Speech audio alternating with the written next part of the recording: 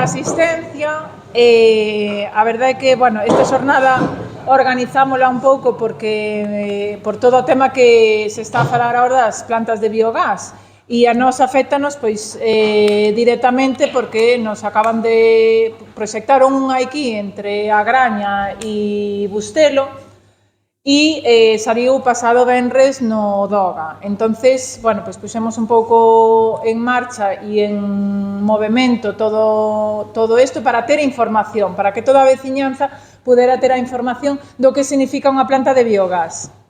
A verdade é que as plantas de biogás foron declaradas proxecto estratégico. Eso significa que as tramitacións do propio expediente, que despois Golpe nos falará deso, é máis rápido e, bueno, ten máis rápido acceso ao financiamento, non?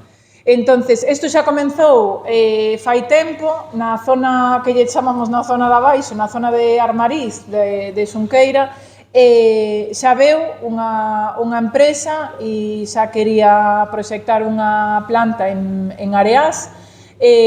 O que todo o mundo se foi, bueno, a xente toda, os propietarios das fincas se foron reunindo e se decidiu por unanimidade de que non se quería esa planta ali, non? A parte do que aquilo significaba que non tiña moito xeito de ter unha planta de biogás cando nin siquiera hai nin granxas nin nada cerca, non?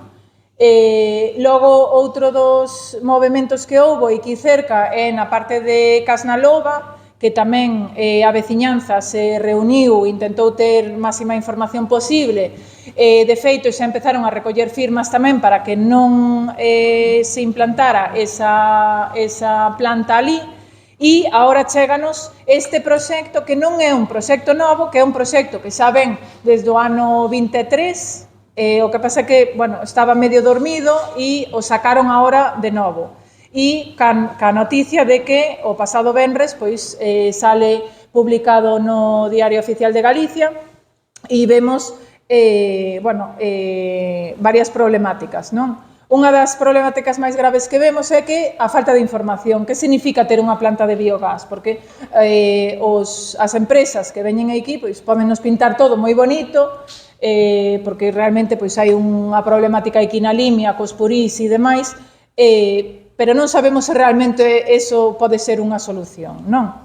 Entonces, con todo isto, o que fixemos foi, por parte do grupo do BNG de Xunqueira de Ambía, recadar toda a información posible e convidamos a esta charla informativa con, bueno, pois, con expertos como pode ser Xosé Manuel Golpe, que, bueno, ele é técnico superior en centrais e redes eléctricas, é consultor enerxético, estivo vinculado tamén á Axencia Enerxética da Deputación da Coruña, é deputado no Parlamento Galego e está pois implicado en propostas de modelos enerxéticos galegos, tarifas eléctricas, bueno, e demais que sabe bastante do tema. O convidamos para que nos explicara un pouco de que trataba todo isto, non?